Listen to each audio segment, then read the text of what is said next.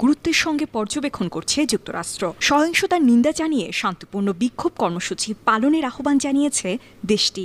স্থানীয় সময় মঙ্গলবার ওয়াশিংটনে মার্কিন পররাষ্ট্র দপ্তরের নিয়মিত প্রেস ব্রিফিংয়ে এসব কথা বলেন সংস্থাটির মুখপাত্র ম্যাথিউ মিলার। প্রেস ব্রিফিংয়ে যুক্তরাষ্ট্র প্রবাসী মোহাম্মদ সাবের ওরফে সাবিরুল হক তালুকদার ওরফে জ্যাকব মিল্টন বেশ কয়েকটি প্রশ্ন করেন। তার প্রশ্নগুলো হচ্ছে,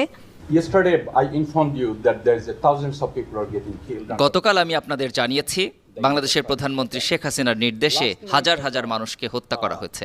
গতরাতে জানতে পারলাম জাতিসংঘের লোগো সম্বলিত ট্যাঙ্ক ও গাড়ি ব্যবহার করা হচ্ছে এবং তারা জাতিসংঘের লোগো বহনকারী গাড়ি থেকে গুলি চালিয়ে নিরীহ ছাত্রদের হত্যা করছে। এছাড়াও হেলিকপ্টার থেকে গুলি করে নিরীহ নাগরিকদেরও হত্যা করা হয়েছে। দেখে মনে হয় দেশটি যেন গৃহযুদ্ধের দিকে যাচ্ছে। Country is going into a civil war, number one. And number two, some public figure named Nurul Haq. 2 নম্বর প্রশ্ন